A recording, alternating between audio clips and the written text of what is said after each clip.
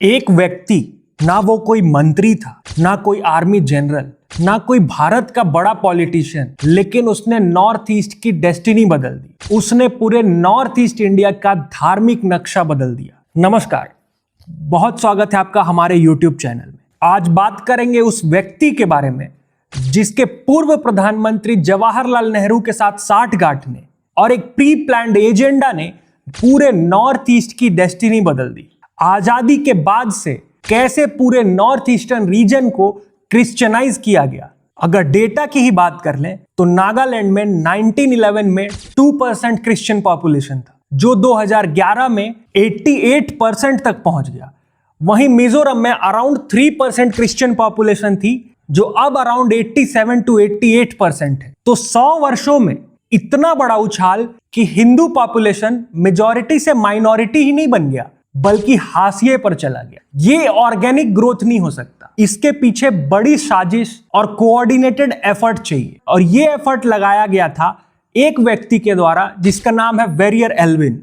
Verrier Elwin Jawaharlal Nehru के बहुत ही खास व्यक्ति थे। 1927 में वो भारत आते हैं एक क्रिश्चियन मिशनरी के रूप में। उनका एजेंडा था क्रिश्चियनिटी को प्रोपेगेट करना और ज्यादा से ज्यादा लोगों तक क्रिश्चियनिटी की बातों को पहुंचाना। फिर महात्मा गांधी और नेहरू के करीब आकर और महात्मा गांधी से प्रभावित होकर वो एक एंथ्रोपोलॉजिस्ट बन गए, वो एक फिलोसोफर बन गए और अचानक से एक ट्राइबल पॉपुलेशन के हितैषी बन गए। नेहरू को उन पर इतना विश्वास था कि नेहरू ने उनको नेफा, नॉर्थ ईस्टर्न फ्रंटियर एजेंसी का अध्यक्ष बना दिया। ट्राइबल पंचशील पॉलिसी जो कि जवाहरलाल नेहरू ने बनाया, वो वेरियर एल्विन के साथ बनाया। एक प्रकार से यह कह सकते हैं कि पूरा नॉर्थ ईस्ट सौंप दिया गया वेरियर एल्विन को आजादी के बाद तकरीबन 2 दशक तक कि आप नॉर्थ ईस्ट के डेवलपमेंट को देखिए। आज जब केंद्र सरकार FCRA बिल ला रही है तो सबसे ज्यादा प्रतिरोध नॉर्थ ईस्टर्न स्टेट से देखने को मिल रहा है। और यह बात अपने आप में इतना दुखद है कि नॉर्थ ईस्ट वो धरती है जहां एक समय सनातन धर्म का झंडा लहराया करता। ये वही धरती है जिसका जिक्र त्रेता के रामायण में और द्वापर के महाभारत में भी है। श्री कृष्ण का ससुराल यानी रुक्मिणी का घर भी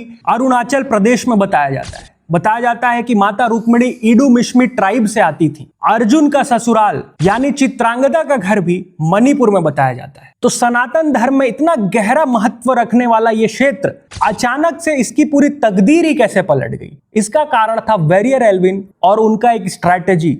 वेरियर एल्विन ने आजादी के बाद जब नॉर्थ ईस्ट की कमान संभाली, उन्होंने जवाहरलाल नेहरू को सजेस्ट किया कि नॉर्थ ईस्ट को भारत के मेन स्ट्रीम ज्योग्राफी से अलग रखा जाए। कोई भी डेवलपमेंट स्टेट का वहां नहीं होना चाहिए। वेरियर एल्विन ने नेहरू जी को कन्विंस किया कि अगर केंद्र सरकार वहां पर डेवलपमेंट करती है तो ये ट्राइबल कल्चर पर खतरा हो सकता है। नेहरू जी इस बात को मान गए और पूरी कमान वेरियर एल्विन के हाथों में सौंप दिया।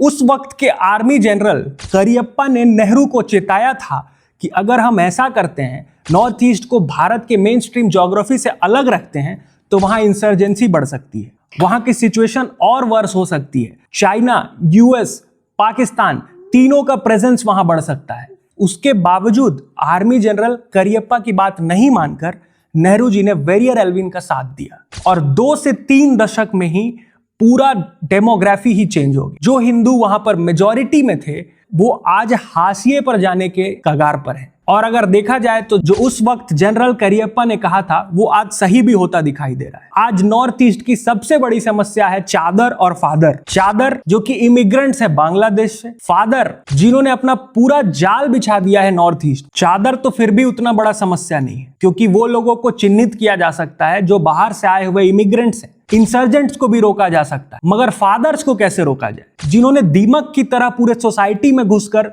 पूरे सोसाइटी की डेमोग्राफी को चेंज कर दिया। और आज भी वो प्रक्रिया जारी है। वेरियर एल्विन के दौर में ये स्थिति थी, उन्होंने नेहरू जी को कन्विंस किया था कि वहां पर साधु की भी एंट्री नहीं थी। काफी साधुओं को कई प्रदेश में, कई गांवों के अंदर एंट्री नहीं दी जाती थी। तो स्कॉलर्स का ये मानना है कि वेरियर एल्विन ने मिसलीड करके नेहरू जी से ये मनवाया कि स्टेट वहां पर इंटरफेयर ना करे, कोई डेवलपमेंट ना हो, ताकि लोगों के अंदर आक्रोश भरा जा सके, ताकि क्रिश्चियन मिशनरीज जो ब्रिटिश काल से ही वहां मौजूद थी वो अपना काम बखूबी निभा सके। क्रिश्चियन मिशनरीज ने हॉस्पिटल्स बनाए, स्कूल्स बनाए और लोगों को ये कन्विंस किया कि आपके लिए सरकार नहीं, आपके लिए हम खड़े हैं। और इसमें गलती नॉर्थ ईस्ट के जनता की नहीं है, इसमें गलती है उस वक्त के सेंट्रल लीडरशिप की, जिन्होंने वहां की जनता को जरूरी सुविधाओं से वंचित रखा और इसी का फायदा क्रिश्चियन मिशनरीज ने उठाया। उन्होंने विश्वास दिलाया वहां की जनता को कि सरकार आपके लिए नहीं खड़ी है, वो आपके लिए खड़ी है तो क्रिश्चियन मिशनरीज खड़ी है।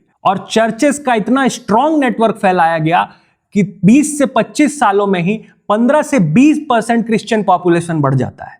और आज भी अगर FCRA बिल जल्दी से जल्दी नहीं लाया गया तो यह स्थिति और बदतर हो सकती है। वेरियर एल्विन तो अब जिंदा नहीं है, लेकिन उनका पैटर्न जिंदा है, उनका नेटवर्क जिंदा है। जो नॉर्थ ईस्ट में पैटर्न फॉलो किया गया वो पैटर्न अब पंजाब में भी दिख रहा है, वो पैटर्न अब छत्तीसगढ़, झारखंड और ओडिशा में भी दिख रहा है और दक्षिण भारत के भी कई राज्यों में दिख रहा है। इतनी तेजी से क्रिश्चियन पॉपुलेशन बढ़ रही है जो कि अब बहुत ही चिंताजनक है। और यही कारण है कि आज FCRA बिल इस देश के लिए अति आवश्यक है। इसी वजह से केंद्र सरकार को इसे गंभीरता से लेना चाहिए और जितना जल्दी हो सके संसद में लाकर इसे पास कराना चाहिए।